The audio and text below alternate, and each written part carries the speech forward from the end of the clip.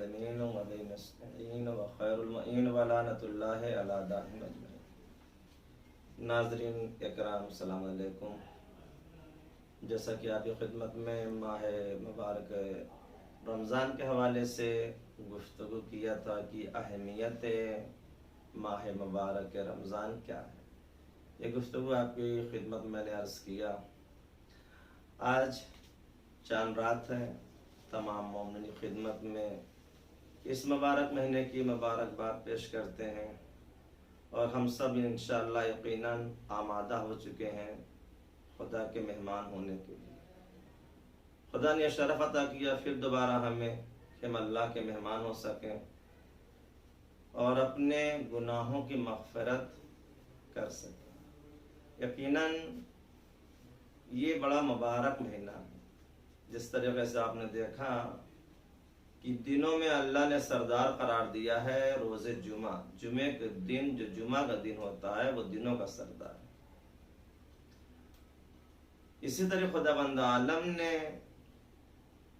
महीने को 12 महीने में जो फजीलत माह मुबारक रमज़ान को अल्लाह ने अता किया है वो किसी और महीने को अता नहीं किया है। ये रमज़ान का महीना बड़ा मुबारक महीना है, बाबरकत महीना है, बफजीलत महीना है। और मैं एक छोटा सा अमल इसी मुबारक महीने के हवाले से आपकी खिदमत में अर्ज कर रहा हूँ। आज की शब के हवाले से, इन शब पहली, रमज़ान मुबारक की पहली शब में इंशाअल्लाह ताला इस अमल को आप खुलूस दिल से अंजाम देंगे तो अल्लाह आपकी रोज़ी को फरावान कर देगा, यानी रोज़ी में वसअत पैदा कर देगा। और इस अमल को आप तनहा ना करें बल्कि अपने घर के हर फर्द के साथ इस अमल को अंजाम दें। शायद आप सुन रहे हो कि अमल बहुत बड़ा होगा, बहुत तुलानी अमल होगा। आपको मालूम है कि हम तुलानी अमल नहीं बयान करते, ऐसे अमल को बयान करते हैं जिसको आप बासानी अंजाम दे लें और उसका फ़ायदा भी आप उठा सकें। छोटा सा अमल है, आज नमाज मगरिब के बाद 5 मरतबा सलवात पढ़ें और 21 मरतबा इन्ना अंज़लना की तिलावत करें और फिर दुरूद पढ़कर 9वें इमाम और इमाम वक्त को हदिया करें और उसके बाद तमाम मोमिनीन के लिए दुआएं करें। इंशाअल्लाह खुदा रोज़ी के दरवाजे को खोल देगा। इस अमल को ज़रूर आप करें। छोटा सा अमल है लेकिन इसके फ़वाइद बहुत ज़्यादा है। दूसरी चीज़ आपकी खिदमत में अर्ज़ करूँ कि इस मुबारक महीने की दुआएं मुख्तलिफ हैं, उसका भी तज़किरा इंशाअल्लाह होता रहेगा। इससे पहले मैंने आपकी खिदमत में अर्ज़ किया कि रोज़ा कहते किसे हैं? क्या खाने और पीने को तर्क कर देने का नाम रोज़ा है? मैंने आप हज़रात की खिदमत में अर्ज़ किया था कि रोज़े में आदाब और शराइत का ख्याल रखें, यानी आदाब रोज़ा, शराइत रोज़ा क्या है, जिनमें से छठे इमाम इमाम जाफ़र सादिक़ अलैहिस्सलातु वस्सलाम ने अर्ज़ किया था क्या 29 शर्तें हैं रोज़े के लिए, जिनमें सबसे पहली शर्त क्या थी? झूठ ना बोला जाए रोज़े की हालत में।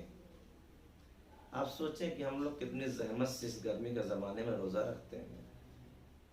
अगर रोज़ा रखने के बाद हमारे हालात न बदलें, हमारे रिस्क में वसाअत ना हो, हम उसका कुछ असर ना देखें, तो आप खुद इंसाफ से बताएं कि इस इबादत का क्या मकसद है। इमाम फरमाते हैं कि शराइत रोज़े का ख्याल रखें।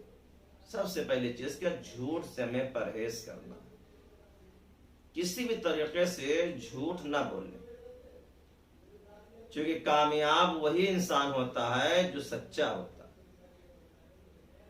और सच्चाई इंसान को बुलंदी की आखिरी मंजिल तक पहुंचा देता है। सारी शर्तें आपने सुनी होगी, यकीनन सुनी होगी, और हमें उम्मीद भी है कि हम इन शर्तों पर अमल करके इंशाअल्लाह अपनी इबादत को बारगाह परवरदिगार तक पहुंचाऊंगा और उसका असर अपनी जिंदगी में देखूंगा। जो शर्त है खिदमत में अर्ज किया, झूठ ना बोलना, अपनी आंखों को नामहरमों से बचाना, ये आग किसी नामहरम पर ना पड़ने पाए, कोई हराम फेल को अंजाम ना दे, इसका भी हमें ख्याल रखना चाहिए। जैसे हमारे कुछ भाई इस बात को सोचते हैं कि रोजा सिर्फ दिन भर का है, जब तक हम रोजे की हालत में हैं अपने आप को महफूज रखा, रोजा हमने खोल लिया तो अब हम आजाद हो गए। जी नहीं, ऐसा नहीं है। रोजा दिन रात 24 घंटे की इबादत है। ये इस महीने में आपको अपने आप को तमाम मासित परवरदिगार से बचाना है, तमाम गुनाहों से बचाना है। जब आप तमाम मासियत से अपने आप को दूर रखेंगे तो यकीनन ये रोजा आपके अंदर असर पैदा करेगा। होता क्या है, हम रोजा तो रख लेते हैं, झूठ से अपने आप को नहीं बचा पाते, गीबत से अपने आप को नहीं बचा पाते, नामहरमों से अपने आप को नहीं बचा पाते, गाली गुफ्तारी से अपने आप को नहीं बचा पाते, तो फिर अब इसका असर आपको देखने को नहीं मिलेगा। तो सबसे पहली चीज ये है कि हमें उन चीजों से अपने आप को दूर रखना है। जैसे मैं आपकी खिदमत में चीज अर्ज कर रहा हूं कि जब तक ये चीजें हमारी जिंदगी में नहीं आएगी, हमारे अंदर तब्दीली पैदा नहीं होगी। सबसे पहले जब हम किसी भी अमल को अंजाम दें तो उसके लिए हमें आमादा होना चाहिए। आमादगी शर्त है।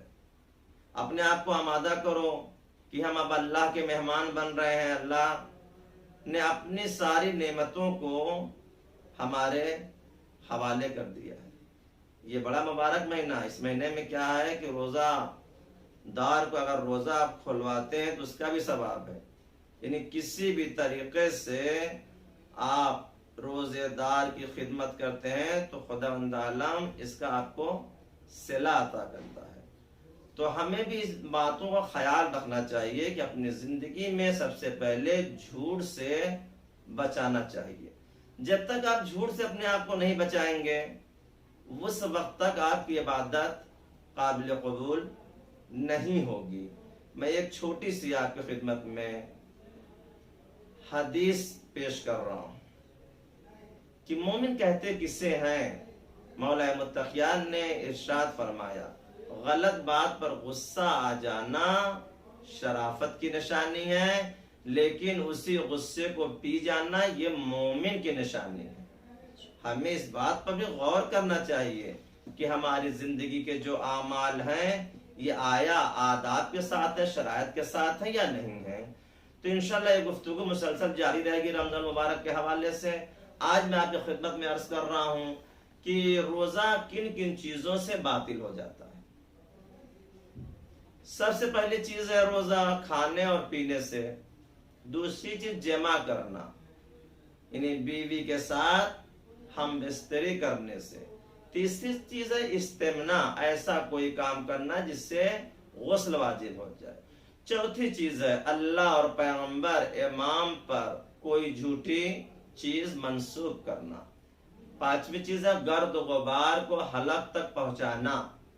और छठी चीज है अजान सुबह तक जनाबत हायज नफास की हालत में रहना। सातवीं चीज है किसी सयाल यानी बहने वाली चीज के जरिए से अनीमा करना। और आठवीं चीज क्या है, आमदन तय करना। हमें इस बात का भी ख्याल होना चाहिए कि हम जानबूझकर ऐसा कोई काम ना करें जिससे कय आ जाए।